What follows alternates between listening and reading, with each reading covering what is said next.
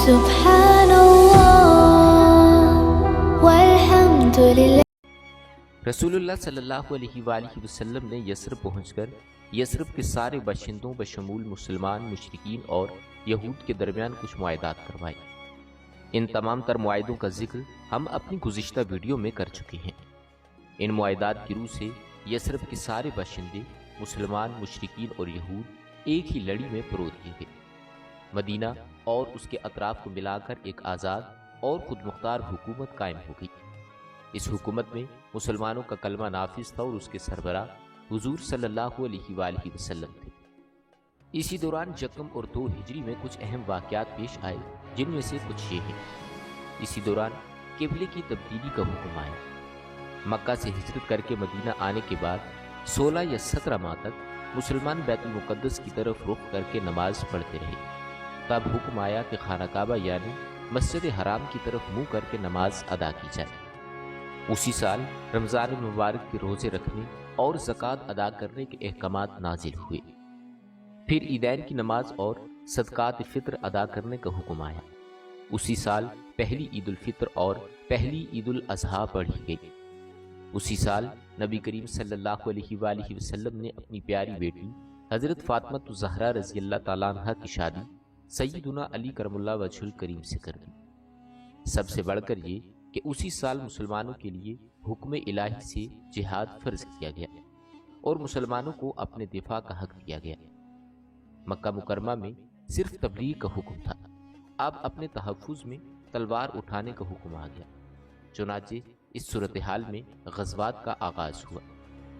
جس جنگ میں آپ نے کسی صحابی کو امیر لشکر بنا کر بھیجا وہ سریہ کہلاتی ہے، اور جن جنگوں میں آپ خود امیر لشکر ہوئے وہ غزوات کہلاتی ہیں۔ اسلام میں غزوات کی تعداد 21 سے لے کر 27 تک بیان کی جاتی ہے، جبکہ سریوں کی تعداد اس سے کہیں زیادہ ہے۔ اسی سال کے دوران کئی غزوات ہوئے، لیکن سب سے مشہور غزوہ بدر ہے۔ حضور صلی اللہ علیہ وآلہ وسلم جب ہجرت کر کے مدینہ پہنچے تو ان دنوں مدینہ میں ایک نہایت دولت مند اور بااثر شخص عبداللہ بن ابی تھا۔ ہجرت سے پہلے انصار میں اس کا بڑا اثر و رسوخ تھا۔ انصار اسے سردار بنانے والے تھے، بلکہ اس کی تاج پوشی کے لیے ایک تاج بھی بنوا رکھا تھا۔ اسی دوران میں آپ صلی اللہ علیہ وآلہ وسلم ہجرت کر کے مدینہ پہنچے اور انصار کے دونوں قبائل نے آپ صلی اللہ علیہ وآلہ وسلم کے ہاتھ پر بیعت کر دی، اور میثاق مدینہ کے ذریعے سے یہود نے بھی آپ صلی اللہ علیہ وآلہ وسلم کی قیادت کو تسلیم کر لیا۔ اس سے عبداللہ بن ابی کے سرداری کے منصوبے دھرے کے دھرے رہ گئے۔ اسی بنا پر اس نے آپ کی مخالفت پر کمر باندھ دی۔ ادھر مشرکین مکہ جو اسلام، مسلمانوں اور رسول کریم صلی اللہ علیہ وآلہ وسلم کی دشمنی میں جل بھن رہے تھے، انہوں نے عبداللہ بن ابی کو ایک دھمکی آمیز خط تحریر کیا۔ اس خط میں انہوں نے 2 ٹوک الفاظ میں لکھا کہ آپ لوگوں نے ہمارے صاحب کو پناہ دے رکھی ہے، اسی لیے ہم اللہ کی قسم کھا کر کہتے ہیں یا تو آپ لوگ اس سے لڑائی کریں یا پھر اسے نکال دیں، یا پھر ہم اپنی پوری جمعیت کے ساتھ آپ لوگوں پر چڑھائی کر کے آپ کے سارے جنگجوؤں کو قتل کر دیں گے اور آپ کی حرمت کو پامال کر دیں گے۔ جب یہ خط عبداللہ بن ابی اور اس کے ساتھیوں کو ملا تو وہ رسول اللہ صلی اللہ علیہ وآلہ وسلم سے جنگ کے لیے تیار ہو گیا۔ رسول اللہ صلی اللہ علیہ وآلہ وسلم کو جب اس بات کی خبر ہوئی تو آپ ان کے پاس تشریف لے گئے اور فرمایا کہ قریش کی دھمکی تم لوگوں پر بہت گہرا اثر کر گئی ہے، تم خود اپنے آپ کو نقصان دینا چاہتے ہو، قریش تمہیں اس سے زیادہ نقصان نہیں پہنچا سکتے کہ تم اپنے ہی بیٹوں اور بھائیوں کے خلاف لڑنا چاہتے ہو۔ رسول اللہ صلی اللہ علیہ وآلہ وسلم کی یہ بات سن کر وہ بکھر گئی۔ اس وقت تو عبداللہ بن ابی جنگ کے ارادے سے باز آ گیا، کیونکہ اس کے ساتھی ڈھیلے پڑ گئے۔ یہ بات ان کی سمجھ میں آ گئی تھی، لیکن قریش کے ساتھ ان کے تعلقات خفیہ طور پر قائم رہے، کیونکہ مسلمانوں اور مشرکین کے درمیان شر و فساد کا کوئی بھی موقع وہ ہاتھ سے جانے نہیں دینا چاہتے تھے۔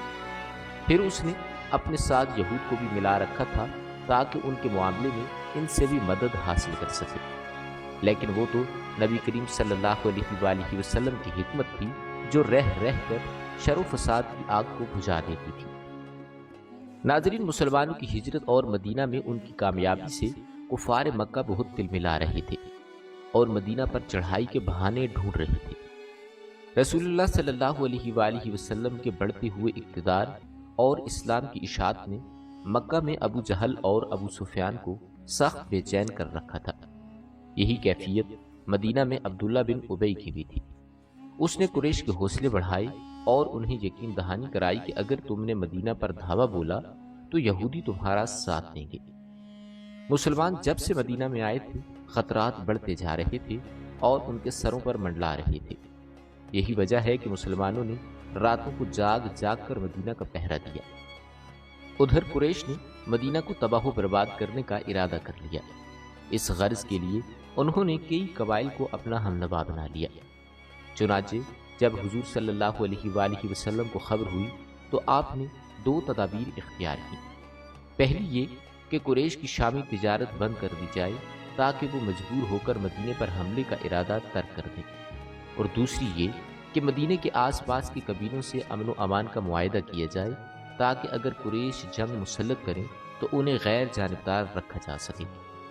جب اللہ تعالیٰ کی طرف سے جہاد اور قتال کی اجازت دی گئی تو رسول اللہ صلی اللہ علیہ وآلہ وسلم نے کئی سریے بھیجے اور غزوات میں حصہ لیا۔ ان کی مختصر تفصیل کچھ یوں ہے۔ اس سلسلے میں جو پہلا سریہ رسول اللہ صلی اللہ علیہ وآلہ وسلم نے بھیجا وہ سریہ سیف البہار کہلاتا ہے۔ اسے آپ نے رمضان یکم ہجری بمطابق مارچ 623 عیسوی میں بھیجا اور اپنے چچا سیدنا حمزہ بن عبد المطلب کو اس سریے کا امیر بنایا، اور 30 کو ان کے زیر کمال شام سے آنے والے ایک قریشی قافلے کا پتہ لگانے کے لیے بھیجا۔ اس قافلے میں 300 آدمی تھے جن میں ابو جہل بھی تھا۔ مسلمان اس کی اطراف میں ساحل سمندر کے پاس پہنچے اور قافلے کا سامنا ہو گیا۔ دونوں فریق جنگ کے لیے صف آرا ہو گئے۔ قریب تھا کہ جنگ ہو جاتی، لیکن قبیلہ جہنیہ کے سردار نے بیچ بچاؤ کرا دیا اور دونوں فریقین واپس چلے گئے۔ یہ اسلام کا پہلا سریہ اور پہلا فوجی عمل تھا۔ اس کا جھنڈا سفید تھا اور یہ اسلامی تاریخ کا پہلا جھنڈا تھا۔ اس کے بعد پے در پے سریے روانہ کیے گئے۔ چنانچہ شوال یکم ہجری میں سیدنا عبیدہ بن حارث رضی اللہ تعالی عنہ کو 60 مہاجرین کے ساتھ بطن رابط کی وادی میں بھیجا گیا۔ وہاں ابو سفیان سے سامنا ہوا جو 200 آدمیوں کے ساتھ تھا۔ دونوں طرف سے تیر چلے لیکن جنگ نہ ہوئی۔ یکم ہجری میں سیدنا سعد بن ابی وقاص رضی اللہ تعالی عنہ کو بھی مہاجرین کے ساتھ خراط کی طرف بھیجا گیا جو کہ جوفہ کے قریب ایک مقام ہے، لیکن ان کا کسی سے سامنا نہ ہوا۔ اس کے بعد 2 ہجری میں 70 مہاجرین کے ساتھ رسول اللہ صلی اللہ علیہ وآلہ وسلم خود نکلے۔ اس مہم کا مقصد قریش کے ایک قافلے کی راہ روکنا تھا، لیکن اس دوران بھی کسی سے سامنا نہ ہوا۔ یہ پہلی مہم تھی جس میں رسول اللہ صلی اللہ علیہ وآلہ وسلم خود نکلے۔ اس کے بعد اول 2 ہجری میں رسول اللہ صلی اللہ علیہ وآلہ وسلم 200 صحابہ کے ساتھ روانہ ہوئے۔ مقصود قریش کا قافلہ تھا جس میں امیہ بن خلف سمیت قریش کے 101 آدمی اور 2500 اونٹ تھے، لیکن اس بار بھی کسی سے سامنا نہ ہوا۔ اس مہینے میں قرز بن جابر فہری نے مشرکین کی ایک مختصر سی فوج کے ساتھ مدینہ کی چراگاہ پر چھاپا مارا اور کچھ مویشی ہانک کر لے گیا۔ رسول اللہ صلی اللہ علیہ وآلہ وسلم نے 70 صحابہ کے ہمراہ اس کا تعاقب کیا اور بدر کے اطراف میں واقع وادی صفان میں تشریف لے گئے، لیکن قرز بھاگ نکلا۔ اس واقعے کو لوگ غزوہ بدر اولی بھی کہتے ہیں۔ اس کے بعد آپ صلی اللہ علیہ وآلہ وسلم جمادی الاول 2 ہجری میں 150 یا 200 مہاجرین کے ساتھ ذوالعشیرہ تشریف لے گئے۔ یہاں بھی مقصود قریش کے ایک قافلے کو روکنا تھا جو ملک شام جا رہا تھا، لیکن آپ کے پہنچنے سے پہلے وہ قافلہ جا چکا تھا۔ اس سفر میں آپ نے بنو مدلج اور ان کے حلیف بنو زمرہ سے جنگ نہ کرنے کا معاہدہ کیا۔ پھر رجب 2 ہجری میں رسول اللہ صلی اللہ علیہ وآلہ وسلم نے سیدنا عبداللہ بن حبش کو 12 مہاجرین کے ساتھ مکہ اور طائف کے درمیان ایک مقام نخلہ کی طرف روانہ کیا۔ مقصد یہ تھا کہ وہ قریش کے ایک قافلے کی خبر لائیں، لیکن ان لوگوں نے قافلے پر حملہ کر کے عمر بن ہجرمی کو قتل کر کے اور بنو مغیرہ کے عثمان اور ان کے غلام کو قید کر لیا اور قافلہ کو ہانک لائے۔ ان کے ایسا کرنے پر آپ صلی اللہ علیہ وآلہ وسلم ان سے ناراض ہوئے، چنانچہ قیدیوں کو چھوڑ دیا گیا اور مقتول کا خون بہا ادا کیا گیا۔ یہ واقعہ رجب کی آخری تاریخ کو پیش آیا تھا، اسی لیے مشرکین نے شور مچایا کہ مسلمانوں نے حرام کے مہینے کی حرمت پامال کی ہے۔ اس پر سورہ بقرہ کی آیت 217 نازل ہوئی کہ لوگ آپ سے اس مہینے میں جنگ کے بارے میں پوچھتے ہیں، آپ ان سے کہہ دیجئے کہ اس مہینے میں جنگ کرنا بڑا ظلم ہے، اور اللہ کی راہ سے روکنا اور اس کے ساتھ کفر کرنا، مسجد حرام سے روکنا اور اس کے باشندوں کو وہاں سے نکالنا، یہ سب اللہ کے نزدیک اور زیادہ بڑا ظلم ہے اور فتنہ قتل سے بڑھ کر ہے۔ یہ تھی جنگ کی نقل و حرکت جو مدینہ منورہ اور اس کے اطراف کی حفاظت کے لیے نبی کریم صلی اللہ علیہ وآلہ وسلم اور مسلمانوں نے قائم کر رکھی تھی۔ اس سے قریش کو یہ بتلانا بھی مقصود تھا کہ اگر وہ اپنی حرکتوں سے باز نہ آئے تو انجام برا ہوگا، لیکن وہ اپنی خودسری اور تکبر میں بڑھتے چلے گئے۔ چنانچہ بدر کے میدان میں انہوں نے اس کی سزا پالی اور جزا بہرحال گھاٹے ہی کی تھی۔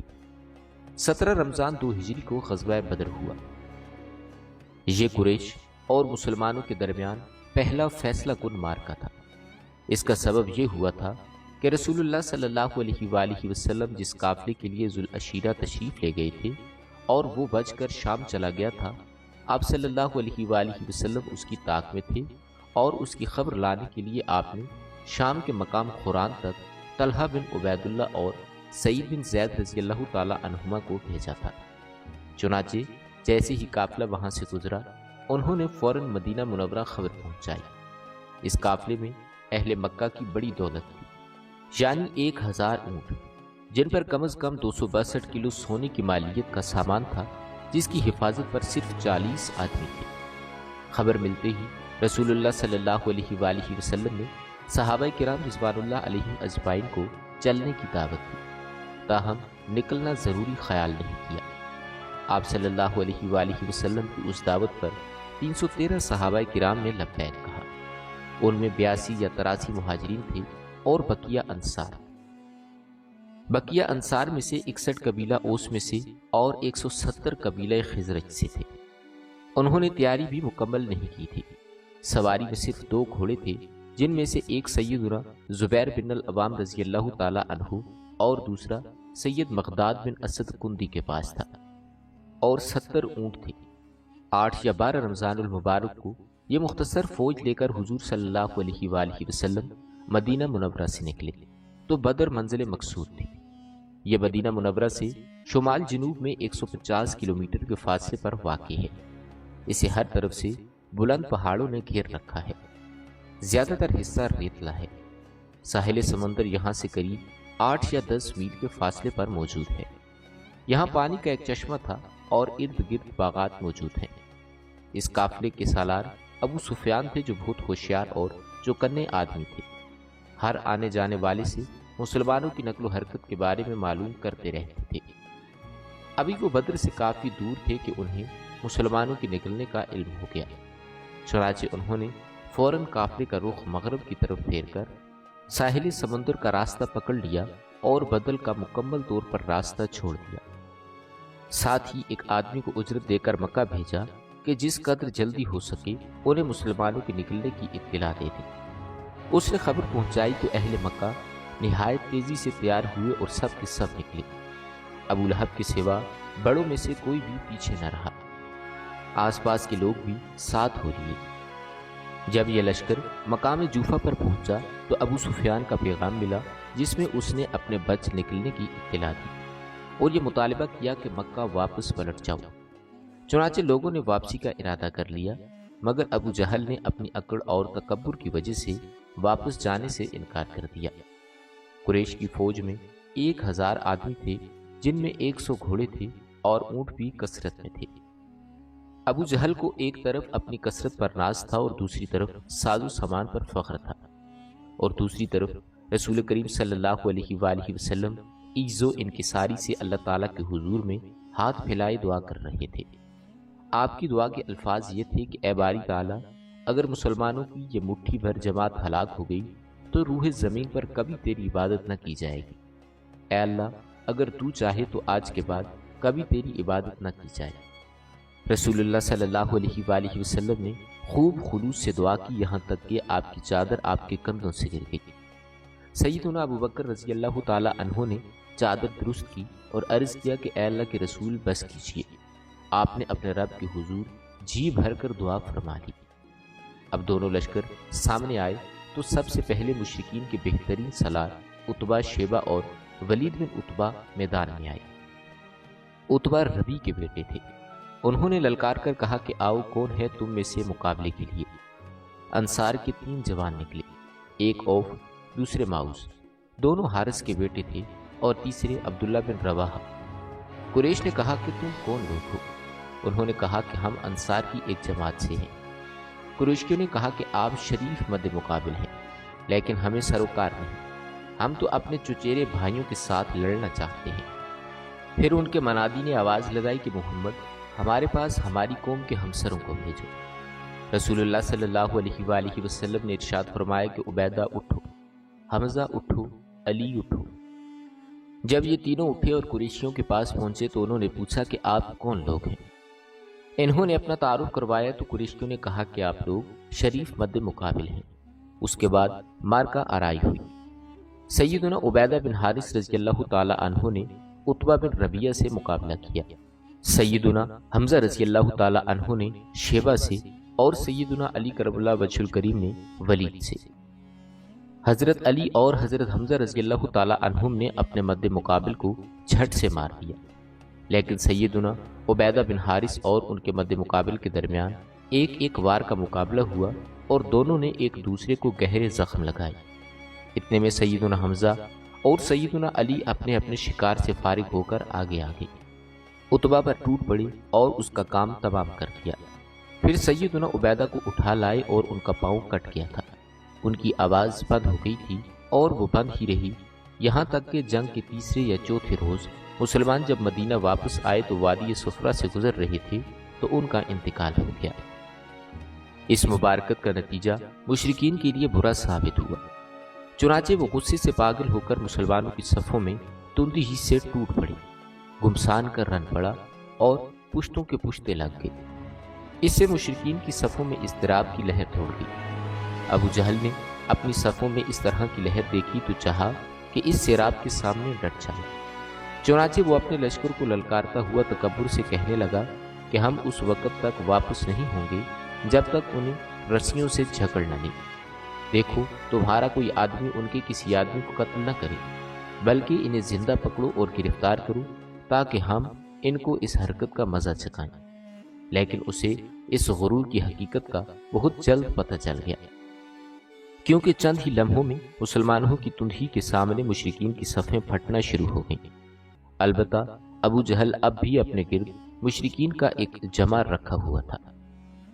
اس خول نے ابو جہل کے چاروں طرف تلواروں کی باڑ اور نیزوں کا ایک جنگل قائم کر رکھا تھا، لیکن غیرت مند مسلمانوں کے اسلامی ہجوم کی آندھی نے اس کو بھی بکھیر کر رکھ دیا اور اس جنگل کو بھی اکھیڑ دیا۔ اس کے بعد ابو جہل دکھائی دیا۔ یہ مسلمانوں نے دیکھا کہ وہ ایک گھوڑے پر چکر کاٹ رہا ہے۔ ابو جہل کی موت کا عبرتناک انجام بیان کرتے ہوئے عبد الرحمن بن عوف فرماتے ہیں کہ میں جنگ بدر کے روز صف کے اندر تھا، کیا دیکھتا ہوں کہ میرے دائیں اور بائیں 2 نوجوان ہیں، گویا میں ان کی موجودگی سے حیران ہوا۔ ان میں سے ایک نے اپنے ساتھی کو پکار کر کہا کہ چچا جان مجھے ابو جہل کو دکھا دیجیے۔ میں نے کہا کہ بھتیجے تم اس کا کیا کرو گے؟ آگے اس نے کہا کہ سنا ہے وہ رسول اللہ صلی اللہ علیہ وآلہ وسلم کو گالی دیتا ہے، اس ذات کی قسم جس کے قبضہ میں میری جان ہے، اگر میں نے اس کو دیکھ لیا تو میرا وجود اس کے وجود سے الگ نہ ہوگا، یہاں تک کہ جس کی موت پہلی لکھی ہے وہ مر جائے گا۔ وہ کہتے ہیں کہ اس پر مجھے تعجب ہوا۔ اتنے میں دوسرے 9 عمر نوجوان نے مجھے مخاطب کر کے یہی بات اشارے سے پوچھی۔ ان کا بیان ہے کہ میں نے چند لمحے بعد دیکھا کہ ابو جہل لوگوں کے درمیان چکر کاٹ رہا ہے۔ میں نے کہا دیکھتے رہیں، یہ رہا تم لوگوں کا شکار جس کے بارے میں تم لوگ مجھ سے پوچھ رہے تھے۔ فرماتے ہیں کہ یہ سنتے ہی وہ دونوں شاہین اپنی تلواریں لیے جھپٹ پڑے اور اسے مار دیا، پھر پلٹ کر حضور صلی اللہ علیہ وآلہ وسلم کے پاس آئے۔ آپ نے فرمایا کہ تم میں سے کس نے اسے قتل کیا ہے؟ دونوں نے کہا کہ میں نے قتل کیا۔ آپ نے دونوں کی تلواریں دیکھیں اور فرمایا کہ کہ تم دونوں نے قتل کیا ہے، البتہ ابو جہل کا سامان معاذ بن عمرو کو دیا۔ یہ دونوں حملہ آور معاذ اور معوذ تھے۔ سیرت نگار ابن اسحاق کا بیان ہے کہ معاذ نے کہا کہ میں نے مشرکین کو سنا کہ وہ ابو جہل کے بارے میں کہہ رہے تھے کہ ابو الحکم تک کسی کو رسائی نہ ہو۔ معاذ کہتے ہیں کہ میں نے جب یہ سنا تو اسے اپنے نشانے پر لے لیا اور اس کی سمت جمع رہا۔ جب گنجائش ملی تو میں نے حملہ کر دیا اور ایسی ضرب لگائی کہ اس کا پاؤں نصف پنڈلی سے کٹ کر اڑ گیا۔ واللہ یہ جس وقت اڑا میں اس کی تشبیہ اس گٹھلی دے سکتا ہوں جو موصل کے مار پڑنے پر جھٹک کر اڑ جائے۔ کہتے ہیں کہ ادھر میں نے ابو جہل کو مارا اور ادھر اس کے بیٹے اکرمہ نے مجھ پر تلوار چلائی، جس سے میرا کندھا کٹ کر میرے بازو کے چمڑے سے لٹک گیا اور لڑائی میں مخل ہونے لگا۔ اس بازو کو اپنے ساتھ گھسیٹتا ہوا سارا دن لڑا، لیکن جب وہ مجھے اذیت پہنچانے لگا تو میں نے اس پر اپنا پاؤں رکھا اور اسے زور سے کھینچ کر الگ کر دیا۔ اس کے بعد ابو جہل کے پاس معوذ پہنچے، وہ زخمی تھے۔ انہوں نے ایسی ضرب لگائی کہ وہ وہیں ڈھیر ہو گیا، صرف سانس آتی جاتی رہی۔ اس کے بعد معوذ خود بھی لڑتے ہوئے شہید ہو گئے۔ جب مارکا ختم ہو گیا تو رسول اللہ صلی اللہ علیہ وآلہ وسلم نے ارشاد فرمایا کہ کون ہے جو دیکھے کہ ابو جہل کا انجام کیا ہوا۔ اس پر صحابہ کرام اس کی تلاش میں بکھر گئے۔ عبداللہ بن مسعود رضی اللہ تعالی عنہ نے اسے اس حالت میں پایا کہ ابھی سانس آ جا رہی تھی۔ انہوں نے ابو جہل کی گردن پر پاؤں رکھا اور سر کاٹنے کے لیے داڑھی پکڑی اور فرمایا کہ اے اللہ کے دشمن، آخر اللہ نے تجھے رسوا کیا۔ جواب میں ابو جہل کہنے لگا کہ تم نے مجھے کس طرح رسوا کیا ہے؟ تم نے جس شخص کو قتل کیا ہے اس سے بھی بلند پایا کوئی شخص ہے، یا جس شخص کو تم نے قتل کیا ہے اس سے بھی اوپر کوئی آدمی ہے؟ پھر بولا کہ کاش مجھے کسانوں کے بجائے کسی اور نے قتل کیا ہوتا۔ اس کے بعد کہنے لگا کہ مجھے بتاؤ فتح کس کی ہوئی؟ عبداللہ بن مسعود رضی اللہ تعالی عنہ نے فرمایا اللہ اور اس کے رسول کی۔ اس کے بعد عبداللہ بن مسعود رضی اللہ تعالی عنہ جو اس کی گردن پر پاؤں رکھے کھڑے تھے ان سے کہنے لگا کہ او بکری کی چرواہے، تو بڑی اونچی اور مشکل جگہ پر چڑھ گیا ہے۔ واضح رہی کہ عبداللہ بن مسعود مکہ میں بکریاں چرایا کرتے تھے۔ اس گفتگو کے بعد عبداللہ بن مسعود نے اس کا سر کاٹ لیا اور رسول اللہ صلی اللہ علیہ وآلہ وسلم کی خدمت میں لا کر عرض کرتے ہوئے کہا کہ یا رسول اللہ، یہ رہا اللہ کا دشمن ابو جہل۔ آپ صلی اللہ علیہ وآلہ وسلم نے 3 مرتبہ فرمایا واقعی اس اللہ کی قسم، ہم جس کے سوا کسی کو معبود نہیں مانتے۔ اس کے بعد فرمایا کہ اللہ اکبر، تمام حمد اللہ کے لیے ہے جس نے اپنا وعدہ سچ کر دکھایا، اپنے بندے کی مدد فرمائی اور تنہا سارے گروہوں کو شکست دی۔ پھر فرمایا کہ چلو مجھے اس کی لاش دکھاؤ۔ جب آپ صلی اللہ علیہ وآلہ وسلم کو لاش دکھائی گئی تو آپ نے فرمایا یہ اس امت کا فرعون ہے۔ معاذ اور معوذ کے ایمان افروز کارناموں کا ذکر ہو چکا ہے۔ حقیقت یہ ہے کہ اس مارکے میں قدم قدم پر ایسے واقعات پیش آئے جن میں عقیدت اور اصول کی پختگی نمایاں تھی۔ اس مارکے میں باپ اور بیٹے، بھائی اور بھائی میں سب آرائی ہوئی، اصولوں کے اختلاف پر تلوار بے نیام ہوئی۔ ابن عباس رضی اللہ تعالی عنہ سے روایت ہے کہ رسول اللہ صلی اللہ علیہ وآلہ وسلم نے ارشاد فرمایا کہ مجھے معلوم ہے کہ بنو ہاشم وغیرہ کے کچھ لوگ زبردستی میدان جنگ میں لائے گئے، انہیں ہماری جنگ سے کوئی سروکار نہیں، لہذا بنو ہاشم کا کوئی بھی آدمی کسی کی زد میں آ جائے تو انہیں قتل نہ کرے، اور ابو البختری بن ہشام کسی کی زد میں آ جائے تو وہ اسے قتل نہ کرے، اور عباس بن مطلب کسی کی زد میں آ جائے تو وہ بھی اسے قتل نہ کرے، کیونکہ وہ بالجبر لائے گئے ہیں۔ اس پر عتبہ کے صاحبزادے ابو حذیفہ رضی اللہ تعالی عنہ نے کہا کہ ہم اپنے باپ بھائیوں اور کنبے قبیلے کے لوگوں کو قتل کریں گے اور اب انہیں چھوڑ دیں گے؟ اللہ کی قسم، اگر اس سے میری مٹبھیر ہو گئی تو میں اسے تلوار کی لگام پہنا دوں گا۔ یہ خبر رسول اللہ صلی اللہ علیہ وآلہ وسلم کو پہنچی تو آپ نے عمر بن خطاب رضی اللہ تعالی عنہ سے فرمایا کہ کیا رسول اللہ صلی اللہ علیہ وآلہ وسلم کے چچا کے چہرے پر تلوار ماری جائے گی؟ عمر بن خطاب نے فرمایا کہ رسول اللہ، مجھے چھوڑیے، اس شخص کی میں تلوار سے گردن اڑا دوں گا، کیونکہ اللہ کی قسم یہ شخص منافق ہو گیا ہے۔ بعد میں ابو حذیفہ رضی اللہ تعالی عنہ کہا کرتے تھے اس دن میں نے جو بات کہتی تھی اس کے بعد مجھے برابر خوف لگا رہتا، صرف یہی صورت ہے کہ میری شہادت اس کا کفارہ بن جائے اور بالآخر وہ جنگ یمامہ میں شہید ہو گئے۔ ابو البختری کو قتل کرنے سے اس لیے منع کیا گیا تھا کہ مکہ میں سب سے زیادہ یہ شخص رسول اللہ صلی اللہ علیہ وآلہ وسلم کی اعزار ثانی میں اپنا ہاتھ روکے ہوئے تھا، آپ کو کسی قسم کی تکلیف نہ پہنچاتا تھا اور نہ اس کی طرف سے کوئی ناگوار بات سننے میں آئی تھی، اور یہ ان لوگوں میں سے تھا جن لوگوں نے بنی ہاشم اور بنی مستلق کے بائیکاٹ کا صحیفہ چاک کیا، لیکن اس سب کے باوجود ابو البختری کو قتل کر دیا گیا۔ ہوا یہ کہ مجدد بن زیاد سے اس کی مٹبھیڑ ہو گئی، اس کے ساتھ اس کا ایک اور ساتھی بھی تھا، دونوں ساتھ ساتھ لڑ رہے تھے۔ مجدد نے کہا کہ ابو البختری، رسول اللہ صلی اللہ علیہ وآلہ وسلم نے ہمیں آپ کو قتل کرنے سے منع فرمایا۔ اس نے کہا اور میرا ساتھی؟ مجدد نے کہا کہ واللہ ہم آپ کے ساتھی کو نہیں چھوڑ سکتے۔ اس نے کہا کہ اللہ کی قسم، تب میں اور وہ دونوں مریں گے۔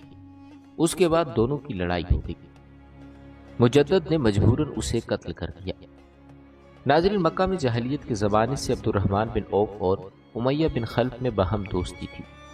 جنگ بدر کے روز امیہ اپنے لڑکے کا ہاتھ پکڑے ہوئے تھا کہ ادھر سے عبد الرحمن بن عوف کا گزر ہوا۔ وہ دشمن سے کچھ زیریں چھین کر لادے ہوئے جا رہے تھے۔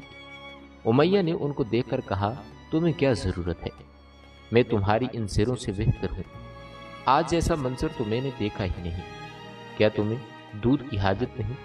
مطلب یہ تھی کہ جو مجھے قید کرے گا بدلے میں اسے خوب اونٹنیاں اور دودھ ملے گا۔ یہ سن کر عبد الرحمن بن عوف نے زیریں پھینک دیں اور دونوں کو گرفتار کر کے آگے بڑھے۔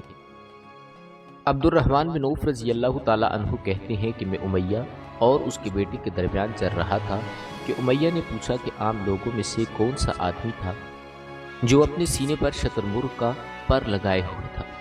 میں نے کہا وہ حمزہ بن عبد المطلب تھے۔ امیہ نے کہا کہ یہی شخص ہے جس نے ہمارے اندر تباہی مچا رکھی تھی۔ سیدنا عبد الرحمن بن عوف رضی اللہ تعالیٰ عنہ کہتے ہیں میں ان دونوں کو لیے جا رہا تھا کہ اچانک بلال نے امیہ کو میرے ساتھ دیکھ لیا تو انہوں نے کہا کہ او کفار کے سرغنے، امیہ بن خلف، یا تو بچے گا یا پھر میں۔ میں نے کہا کہ اے بلال، یہ میرا قیدی ہے۔ انہوں نے کہا اب یا تو میں رہوں گا یا پھر یہ رہے گا۔ پھر نہایت بلند آواز میں پکار کر کہا کہ اے اللہ کے مددگار، یہ رہا کفار کا سرغنہ امیہ بن خلف، اب یا تو میں رہوں گا یا یہ رہے گا۔ عبد الرحمن بن عوف کہتے ہیں کہ اتنے میں لوگوں نے ہمیں گھیر لیا، میں ان کا بچاؤ کر رہا تھا، لیکن اتنے میں ان لوگوں میں سے ایک نے اس کے بیٹے کے پاؤں پر تلوار سے ضرب لگائی اور وہ وہیں ڈھیر ہو گیا۔ ادھر امیہ نے اتنے زور سے چیخ ماری کہ میں نے اتنے زور سے چیخ کبھی نہیں سنی تھی۔ میں نے کہا کہ نکل بھاگو، مگر آج بھاگنے کی گنجائش نہیں، اللہ کی قسم میں تمہارے کچھ کام نہیں آ سکتا۔ عبد الرحمن بن عوف رضی اللہ تعالیٰ عنہ کہتے ہیں کہ لوگوں نے اپنی تلواروں سے ان دونوں کو کاٹ کر ان کا کام تمام کر دیا۔ اس کے بعد عبد الرحمن بن عوف کہا کرتے تھے کہ اللہ بلال پر رحم کرے، میری زیریں اور میرے قیدی کے بارے میں مجھے تڑپا دیا۔ سیدنا عمر بن خطاب رضی اللہ تعالیٰ عنہ نے اپنے ماموں عاص بن ہشام بن مغیرہ کو قتل کیا۔ سیدنا ابو بکر رضی اللہ تعالیٰ عنہ نے اپنے بیٹے عبد الرحمن کو، جو اس وقت مشرکین کے ہمراہ تھے، پکار کر کہا کہ او خبیث، میرا مال کہاں ہے؟ عبد الرحمن رضی اللہ تعالیٰ عنہ نے جواب میں ایک شعر کہا کہ ہتھیار، تیز روح گھوڑے اور اس تلوار کے سوا کچھ باقی نہیں جو بڑھاپے کا خاتمہ کرتی ہے۔ جس وقت مسلمانوں نے مشرکین کی گرفتاری شروع کی تو رسول اللہ صلی اللہ علیہ وآلہ وسلم چھپر میں تشریف فرما تھے اور سعد بن معاذ تلوار لیے دروازے پر پہرا دے رہے تھے۔ رسول اللہ صلی اللہ علیہ وآلہ وسلم نے دیکھا کہ لوگوں کی اس حرکت کا سعد بن معاذ پر ناگوار اثر پڑ رہا ہے۔ آپ نے فرمایا کہ اے سعد، ایسا محسوس ہوتا ہے تم کو مسلمانوں کا یہ کام ناگوار گزرا ہے؟ انہوں نے کہا کہ ہاں، اللہ کی قسم اے اللہ کے رسول، یہ اہل شرک کے ساتھ پہلا معرکہ ہے جس کا موقع اللہ نے ہمیں دیا ہے، اس لیے اہل شرک کو باقی چھوڑنے کے بجائے مجھے یہ بات زیادہ پسند ہے کہ انہیں خوب قتل کیا جائے اور اچھی طرح کچل دیا جائے۔ خاتمہ جنگ کے بعد مصعب بن عمیر رضی اللہ تعالی عنہ اپنے بھائی ابو عزیز بن عمیر کے پاس سے گزرے۔ ابو عزیز نے مسلمانوں کے خلاف جنگ لڑی تھی اور اس وقت ایک صحابی ان کا ہاتھ باندھ رہا تھا۔ مصعب نے اس انصاری سے کہا کہ اسی شخص کے ذریعے اپنے ہاتھ مضبوط کرنا، اس شخص کی ماں بہت مالدار ہے۔ وہ غالباً تمہیں اچھا فدیہ دے گی۔ اس پر ابو عزیز نے اپنے بھائی مصعب رضی اللہ تعالی عنہ سے کہا کہ میرے بارے میں تمہاری یہی وصیت ہے؟ مصعب نے فرمایا کہ تمہارے بجائے یہ انصاری میرا بھائی ہے۔ جب مشرکین کی لاشوں کو کنویں میں ڈالنے کا حکم دیا گیا اور عتبہ کو کنویں کی طرف گھسیٹ کر لے جانے لگا تو رسول اللہ صلی اللہ علیہ وآلہ وسلم نے اس کے صاحبزادے ابو حذیفہ کے چہرے پر نظر ڈالی۔ دیکھا تو غم زدہ تھے، چہرہ بدلا ہوا تھا۔ آپ صلی اللہ علیہ وآلہ وسلم نے فرمایا کہ ابو حذیفہ، اپنے والد کے سلسلے میں تمہارے دل کے اندر کچھ احساسات ہیں؟ نہیں اے اللہ کے رسول صلی اللہ علیہ وآلہ وسلم، میرے اندر میرے باپ کے بارے میں اور اس کے قتل کے بارے میں ذرا بھی لغزش نہیں۔ البتہ میں اپنے باپ کے بارے میں جانتا تھا کہ ان میں دور اندیشی ہے، سوجھ بوجھ اور فضل و کمال ہے، اسی لیے میں آس لگائے بیٹھا تھا کہ یہ خوبیاں انہیں اسلام تک پہنچا دیں گی، لیکن اب ان کا انجام دیکھ کر اور اپنی توقع کے خلاف کفر پر ان کا خاتمہ دیکھ کر مجھے افسوس ہے۔ اس پر رسول اللہ صلی اللہ علیہ وآلہ وسلم نے سیدنا ابو حذیفہ رضی اللہ تعالی عنہ کے حق میں دعا فرمائی اور ان سے بھلی بات کہی۔ آخرکار اسلام میں کفر پر فتح ہوئی۔ اس غزوہ بدر میں قریش کا سردار ابو جہل بھی مارا گیا۔ یہ وہی ابو جہل تھا جس نے رسول اللہ صلی اللہ علیہ وآلہ وسلم پر اور مسلمانوں پر ظلم کے پہاڑ توڑے۔ 70 کافر موت کے گھاٹ اترے، 70 ہی گرفتار ہوئے اور باقی دم دبا کر بھاگ نکلے۔ مسلمانوں میں صرف 14 شہید ہوئے، ان میں 6 مہاجر اور 8 انصاری تھے۔ اس جنگ میں اسلام کے دشمنوں کی طاقت کا جنازہ نکال دیا گیا اور ان کا بھرم کھل گیا اور ان کا غرور خاک میں مل گیا۔ جب رسول اللہ صلی اللہ علیہ وآلہ وسلم مدینہ پہنچ چکے تو آپ نے قیدیوں کے بارے میں مشورہ کیا۔ سیدنا ابو بکر رضی اللہ تعالی عنہ نے فدیہ لینے کی رائے دی، جبکہ سیدنا عمر رضی اللہ تعالی عنہ کی یہ رائے تھی کہ انہیں قتل کر دیا جائے۔ انہوں نے فرمایا کہ میرا قریبی میرے حوالے کر دو اور میں اسے قتل کروں گا۔ عقیل بن ابی طالب سیدنا علی کرم اللہ وجہ الکریم کے حوالے کریں، وہ اس کی گردن کو اڑائیں یہاں تک کہ ان کو معلوم ہو جائے کہ ہمارے دلوں میں کوئی مشرکین کے لیے ذرا برابر رحم نہیں ہے۔ رسول اللہ صلی اللہ علیہ وآلہ وسلم نے فدیہ لینا طے کر لیا۔ یہ فدیہ 4000 سے 3000 اور کم از کم 1000 درہم تک تھا، اور ان میں سے جو لکھنا پڑھنا جانتے تھے ان کا فدیہ یہ قرار دیا گیا کہ وہ 10 بچوں کو لکھنا پڑھنا سکھا دیں۔ غزوہ بدر میں قریش کے 70 آدمی مارے گئے، ان میں عتبہ اور ابو جہل جیسے رئیس بھی شامل تھے۔ ابو جہل کے بعد قریش کا سردار ابو سفیان کو بنایا گیا، یہ بنو امیہ سے تھا۔ اسی طرح بنو امیہ کے وقار میں اضافہ ہوا۔ جمادی الاول 3 ہجری میں قریش نے اپنا ایک قافلہ عراق کے راستے ملک شام بھیجا۔ یہ راستہ نجد سے ہو کر شام جاتا تھا اور مدینہ کے قریب سے نہیں گزرتا تھا۔ اس قافلے کی قیادت ابو سفیان بن امیہ کر رہا تھا۔ رسول اللہ صلی اللہ علیہ وآلہ وسلم کو اس کا علم ہو گیا۔ آپ نے سیدنا زید بن حارثہ کو اس کی کمان 200 سواروں کے ساتھ دے کر بھیجی۔ قریش کا قافلہ ایک چشمے پر پڑاؤ ڈالے ہوئے تھا کہ آپ نے اس پر حملہ کر دیا۔ نتیجہ یہ ہوا کہ پورا قافلہ ان کے قبضے میں آ گیا، البتہ اس میں جتنے آدمی تھے سب بھاگ نکلے۔ صرف قافلے کا رہنما فرات بن حیان گرفتار ہوا، اس نے اسلام قبول کر لیا۔ مال غنیمت کی مقدار 1,00,000 درہم تھی، اور غزوہ بدر کے بعد قریش کے لیے سب سے زیادہ تکلیف دہ وہ مار تھی۔ غزوہ بدر کے بعد غزوات کے سلسلے میں تیزی آ گئی۔ ناظرین، غزوہ احد صرف ایک ایسا غزوہ تھا جس میں مسلمانوں کو تکلیف دہ صورتحال کا سامنا کرنا پڑا اور ایک غلطی کی وجہ سے وقتی طور پر شکست کا سامنا کرنا پڑا۔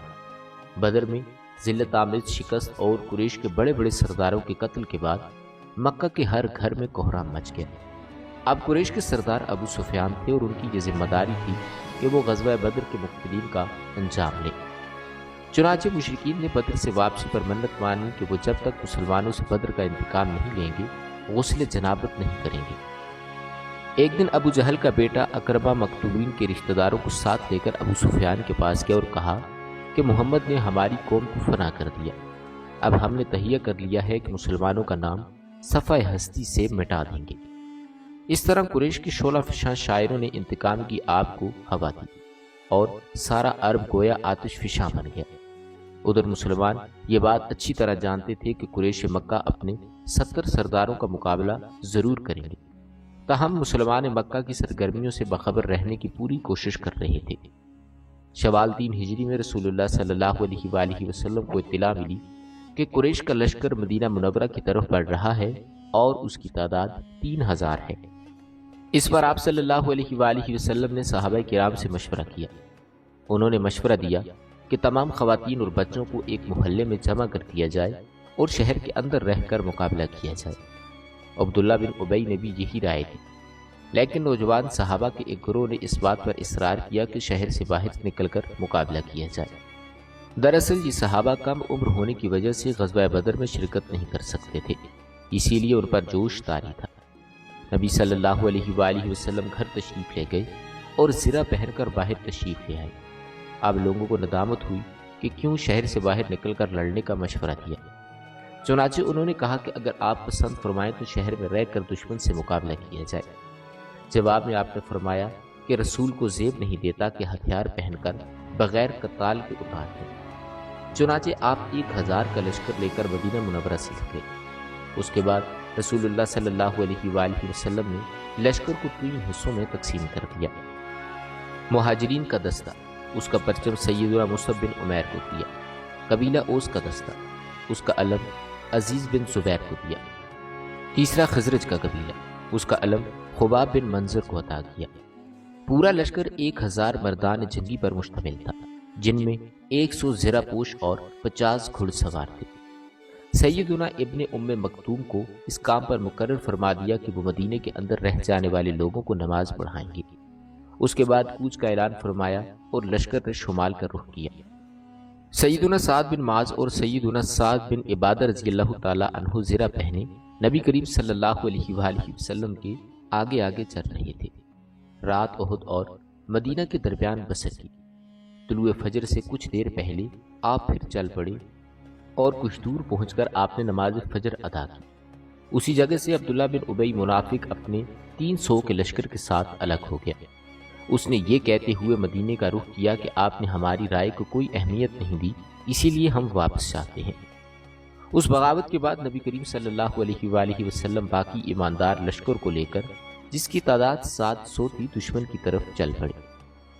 دشمن کا لشکر آپ اور احد کے درمیان کئی سمت میں تھا، اسی لیے آپ نے دریافت کیا کہ کیا کوئی آدمی ہے جو ہمیں دشمن کے پاس سے گزرے بغیر کسی قریب کے راستے سے لے چلے؟ اس کے جواب میں ابو حسیمہ نے عرض کیا کہ یا رسول اللہ صلی اللہ علیہ وآلہ وسلم، اس خدمت کے لیے میں حاضر ہوں۔ پھر انہوں نے ایک مختصر سا راستہ اختیار کیا۔ وہاں پہنچ کر نبی کریم صلی اللہ علیہ وآلہ وسلم نے آگے وادی کے آخری سرے پر واقع احد کی گھاٹی میں نزول فرمایا اور وہیں اپنے لشکر کا کیمپ لگایا۔ سامنے مدینہ تھا اور پیچھے احد کا پہاڑ۔ اس طرح دشمن کا لشکر مسلمانوں اور مدینے کے درمیان حذف حاصل بن گیا۔ یہاں پہنچ کر نبی کریم صلی اللہ علیہ وآلہ وسلم نے لشکر کی تنظیم و ترتیب قائم کی اور جنگی نقطہ نظر سے اسے کئی صفوں میں تقسیم فرمایا۔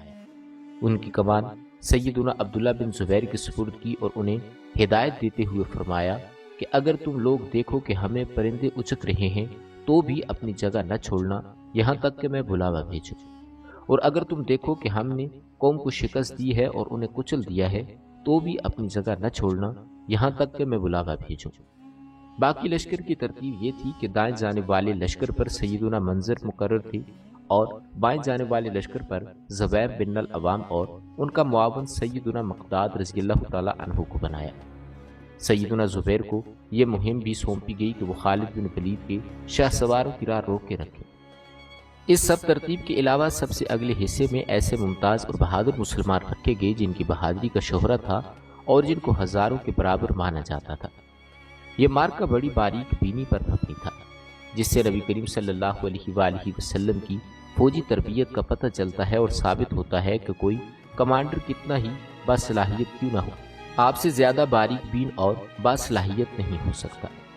یہ بھی رسول اللہ صلی اللہ علیہ وآلہ وسلم کے لشکر کی ترتیب و تنظیم تھی جو 7 شوال 3 ہجری کی صبح عمل میں آئی۔ ادھر مشرکین نے بھی صف بندی کے اصول پر اپنے لشکر کو منظم کیا اور ان کا سپہ سالار ابو سفیان تھا، جس نے لشکر کے قلب میں اپنا مرکز بنوا رکھا تھا۔ دائیں جانب خالد بن ولید سپہ سالار تھے جو ابھی مشرک تھے، اور بائیں جانب سپہ سالار اکرمہ بن ابو جہل تھا۔ پیدل فوج کی کمان سفیان بن امیہ کے ہاتھ میں تھی اور تیر اندازوں پر عبداللہ بن ربیہ مقرر ہوئے۔ جھنڈا بنو عبدالدار کی ایک چھوٹی سی جماعت کے ہاتھ میں تھا۔ اس کے بعد دونوں فریق آمنے سامنے اور قریب آ گئے اور لڑائی کا مرحلہ شروع ہو گیا۔ اس جنگ کی ابتدا مشرکین کے علمبردار طلحہ بن سے ہوئی۔ اس نے مسلمانوں کو للکارا اور اس کی للکار سن کر سیدنا زبیر رضی اللہ تعالی عنہ فوراً صف سے نکل کر آگے آئے، اس کے مقابلے میں ہوئے۔ بڑھ چڑھ کر ایک دوسرے پر دونوں نے وار کیا اور طلحہ فوراً ہی جہنم رسید ہو گیا۔ طلحہ کے گرتے ہی جھنڈا اس کے بھائی عثمان نے اٹھا لیا اور مسلمانوں کو مقابلے کے لیے پکارا۔ اب سیدنا حمزہ رضی اللہ تعالی عنہ آگے بڑھے اور عثمان کے کندھے پر اس زور سے تلوار ماری کہ کمر تک اس کا بازو کٹ گیا۔ اس طرح قریش کے 12 علمبردار جہنم رسید ہوئے۔ پھر عام لڑائی شروع ہو گئی اور گھمسان کی جنگ چھڑ گئی۔ اس میں مسلمانوں کا پلڑا بھاری رہا۔ مشرکین شکست کھا کر بھاگ نکلے اور انہیں جوش دلانے والی عورتیں بھی بھاگ نکلیں۔ مسلمانوں نے مشرکین کو گھیرے میں لے لیا، انہیں مارنے لگے اور ساتھ ساتھ مال غنیمت لوٹنے لگے۔ ایسے میں درے پر موجود 50 تیر اندازوں سے وہ غلطی ہوئی جس نے لڑائی کا پانسا پلٹ دیا، لیکن رسول اللہ صلی اللہ علیہ وآلہ وسلم نے ان 50 تیر اندازوں کو یہ ہدایت فرمائی تھی کہ اس درے کو کسی حالت میں نہیں چھوڑنا۔ لیکن جب مسلمانوں کو کامیابی ہوئی اور کافر بھاگنے لگے اور مسلمان انہیں مارنے اور لوٹنے کے ساتھ ساتھ مال غنیمت بھی لوٹنے لگے تو انہوں نے بھی چھوڑ دیا اور مال غنیمت لوٹنے کے لیے درے سے دوڑ پڑے۔ تیر اندازوں کے سردار سیدنا عبد الرحمن بن زبیر رضی اللہ تعالی عنہ نے انہیں روکنے کی کوشش کی، لیکن وہ مال غنیمت کی طرف متوجہ ہو گئے۔ قریشی فوج میں خالد بن ولید تھے، انہیں اللہ نے غضب کی جنگی مہارت عطا کر رکھی تھی۔ انہوں نے اس مہارت اور اس موقع سے پورا فائدہ اٹھایا اور سوچا کہ مسلمانوں پر اس درے سے حملہ کر دینا چاہیے۔ چنانچہ انہوں نے اپنے لشکر کو ساتھ لیا اور چکر کاٹ کر درے پر پہنچ گئے۔ وہاں سیدنا عبداللہ بن زبیر رضی اللہ تعالی عنہ اور ان کے 10 ساتھیوں کو شہید کر کے یہ لوگ پیچھے کی طرف سے مسلمانوں پر ٹوٹ پڑے۔ اس طرح مسلمان دونوں طرف سے کافروں کے نرغے میں آ گئے۔ زبردست جنگ ہوئی، 70 صحابہ کرام شہید ہوئے، مسلمان منتشر ہو کر رہ گئے۔ اسلامی فوج کے علمبردار سیدنا مصعب بن عمیر رضی اللہ تعالی عنہ کی شکل و صورت رسول اللہ سے بہت ملتی جلتی تھی۔ وہ شہید ہو گئے تو لوگوں نے سمجھا کہ رسول اللہ شہید ہو گئے ہیں۔ اس خبر سے مسلمان فوج بددل ہو گئی، اس میں مایوسی پھیل گئی، بڑے بڑے بہادروں کی طاقت جواب دے گئی۔ کچھ دیر بعد اتفاق سے کعب بن مالک نے رسول اللہ صلی اللہ علیہ وآلہ وسلم کو دیکھ لیا۔ وہ بلند آواز سے پکارنے لگے کہ مسلمانوں، رسول اللہ صلی اللہ علیہ وآلہ وسلم زندہ ہیں۔ مسلمان اس طرف لپکے اور ان کو اپنے گھیرے میں لے لیا۔ لڑائی کے دوران ایک پتھر آپ کی پیشانی پر لگا، اس سے زرہ کی 2 کڑیاں آپ صلی اللہ علیہ وآلہ وسلم کی پیشانی میں گڑ گئیں۔ ایک اور پتھر آیا جس سے آپ صلی اللہ علیہ وآلہ وسلم کے 2 دانت شہید ہو گئے۔ مسلمانوں کے پھر سے پلٹ آنے پر کافروں کو پھر بھاگنا پڑا۔ 70 مسلمانوں کی لاشیں خون اور مٹی میں لت پت پڑی تھیں۔ کفار نے انتقام کی آگ کو اس طرح ٹھنڈا کیا کہ ان میں سے اکثر کی ناک اور کان کاٹ دیے۔ آپ کے چچا سیدنا حمزہ رضی اللہ تعالی عنہ کی ناش کے بھی ناک اور کان کاٹ دیے گئے۔ سرور کائنات صلی اللہ علیہ وآلہ وسلم نے چچا کی لاش دیکھی تو آپ دیدہ ہو گئے، تاہم صبر فرمایا اور قریش مکہ کے لیے دعا فرمائی کہ اللہ میری قوم کو ہدایت فرما، کیونکہ وہ مجھے نہیں جانتی۔ اس کے بعد زخمی اور شہیدوں کی خبر لینے کے لیے میدان میں آئے۔ بعض لوگ اس وقت تک کئی شہید صحابہ کو مدینہ کی طرف لے جا چکے تھے۔ آپ نے انہیں حکم دیا کہ سارے شہر کو ان کی شہیدگاہ میں واپس لایا جائے۔ انہیں ان کی نماز جنازہ اور غسل کے بغیر انہی کے کپڑوں میں دفن کیا۔ آپ نے 2-2 3-3 شہداء کو ایک ہی قبر میں دفن کیا اور بعض کو 2-2 کو ایک ہی کپڑے میں دفن کیا۔ بعض میں اس شخص کو آگے کیا جس کو قرآن پاک اچھی طرح سے یاد تھا۔ آپ صلی اللہ علیہ وآلہ وسلم نے ارشاد فرمایا کہ میں ان لوگوں کے بارے میں قیامت کے دن گواہی دوں گا۔ لوگوں نے سیدنا حنظلہ رضی اللہ تعالی عنہ بن عامر کی لاش اس حالت میں پائی کہ وہ زمین سے اوپر اٹھی ہوئی تھی اور اس سے پانی ٹپک رہا تھا۔ رحمت دو عالم صلی اللہ علیہ وآلہ وسلم نے فرمایا کہ فرشتے انہیں غسل دے رہے ہیں۔ ان کا واقعہ یہ ہے کہ ان کی نئی شادی ہوئی تھی، بیوی کے ساتھ ہی تھے کہ جنگ کی دعوت کانوں میں پڑ گئی۔ وہ بیوی کو چھوڑ کر سیدھے میدان جنگ میں آ گئی۔ پھر حالت جنابت میں ہی لڑتے لڑتے شہید ہو گئے اور فرشتوں نے انہیں غسل دیا، اسی لیے انہیں غسیل الملائکہ کہا جاتا ہے۔ سیدنا حمزہ رضی اللہ تعالی عنہ کو اتنی چادر میں دفنایا گیا کہ اگر سر کو ڈھانپا جاتا تو پاؤں کھل جاتے اور اگر پاؤں کو ڈھانپتے تو سر کھل جاتا، چنانچہ پاؤں پر خشک گھاس ڈال دی گئی۔ یہی صورتحال عمیر رضی اللہ تعالی عنہ کے ساتھ پیش آئی۔ شہداء کے دفن اور ان کے لیے دعا کے بعد نبی کریم صلی اللہ علیہ وآلہ وسلم اور صحابہ کرام رضوان اللہ علیہم اجمعین مدینہ کی طرف چلے گئے۔ راستے میں کچھ عورتیں ملیں جن کے عزیز شہید ہوئے تھے۔ نبی صلی اللہ علیہ وآلہ وسلم نے انہیں تسلی دی اور ان کے لیے دعا فرمائی۔ بنو نجار کی ایک عورت جس کے شوہر، باپ اور بھائی شہید ہو گئے تھے، نبی کریم صلی اللہ علیہ وآلہ وسلم نے انہیں تسلی دی اور ان کے لیے دعا فرمائی۔ بنو نجار کی ایک عورت آئی جس کے شوہر، بھائی اور باپ شہید ہو گئے تھے۔ جب انہیں ان کے عزیزوں کی شہادت کی خبر ملی تو بولی، رسول اللہ صلی اللہ علیہ وآلہ وسلم کی کیا خبر ہے؟ انہیں بتایا گیا کہ اللہ کے رسول صلی اللہ علیہ وآلہ وسلم خیریت سے ہیں۔ وہ بولی کہ میں آپ کو دیکھنا چاہتی ہوں۔ لوگوں نے اشارے سے بتایا۔ اس کی نظر آپ پر پڑی تو بولی کہ آپ کے بعد ہر مصیبت ہیج ہے۔ مدینہ پہنچ کر مسلمانوں نے ہنگامی حالت میں رات گزاری، جسم پر زخم ہی زخم تھے، تھکن سے چور تھے۔ اس کے باوجود وہ مدینے کا پہرا دیتے رہے اور رسول اللہ صلی اللہ علیہ وآلہ وسلم کی پہرے داری کرتے رہے، اور ادھر رسول اللہ صلی اللہ علیہ وآلہ وسلم نے محسوس کیا کہ دشمن کی نقل و حرکت پر نظر رکھنا ضروری ہے تاکہ اگر وہ مدینے کا رخ کرے تو ان سے کھلے میدان میں ہی دو دو ہاتھ کر لیے جائیں۔ چنانچہ صبح ہوئی تو آپ صلی اللہ علیہ وآلہ وسلم نے ارشاد فرمایا کہ دشمن سے مقابلے کے لیے چلنا ہے اور صرف وہی آدمی جا سکتا ہے جو احد کی لڑائی میں شریک تھا۔ اس پر لوگوں نے کہا کہ ہم نے بات سنی ہے اور مانی ہے۔ چنانچہ سب لوگ مدینہ سے روانہ ہوئے۔ آپ نے 8 میل دور پڑاؤ ڈالا۔ ادھر مشرکین نے مدینہ منورہ سے 36 میل دور مقام پر پڑاؤ ڈالا اور مدینہ پر دوبارہ حملے کا مشورہ کر دیا۔ انہیں اس بات کا افسوس تھا کہ انہوں نے ایک بہترین موقع کھو دیا، اور ایسے میں محمد بن ابی آپ کی خدمت میں حاضر ہوئے۔ یہ آپ کے خیر خواہوں میں سے تھا۔ آپ کے پاس پہنچ کر اس نے احد کے واقعات پر آپ سے تعزیت کی اور آپ نے اس سے فرمایا کہ تم جا کر ابو سفیان سے ملو اور اس کی حوصلہ شکنی کرو۔ آپ پہنچے اور اس وقت مشرکین مدینہ پر پلٹ کر حملہ کرنے کا فیصلہ کر چکے تھے۔ آپ نے انہیں بری طرح ڈرایا کہ محمد ایسی جمعیت لے کر نکلے ہیں کہ میں نے ایسی مثال پہلے کبھی نہیں دیکھی۔ وہ سب لوگ تمہارے غصے سے بھرے ہوئے ہیں، بھڑکے ہوئے ہیں۔ ان پر اس قدر جوش طاری ہے کہ میں نے ایسی مثال پہلے کبھی نہیں دیکھی۔ میرا خیال ہے کہ تم کوچ کرنے سے پہلے اس لشکر کا ہراول دستہ اس پر دیکھ لو۔ ناظرین گرامی، یہ تھی ہماری آج کی ویڈیو۔ امید کرتے ہیں کہ آپ کو ہماری یہ ویڈیو پسند آئی ہوگی۔ اگلی ویڈیو میں رسول اللہ صلی اللہ علیہ وآلہ وسلم کی جنگ احد کی بقیہ زندگی کے بارے میں بات کریں گے۔ اگر آپ کو ہماری آج کی یہ ویڈیو پسند آئی ہے تو ویڈیو کو لائک اور شیئر ضرور کیجیے گا۔ ملتے ہیں ہماری اگلی ویڈیو میں، اپنا خیال رکھیے گا۔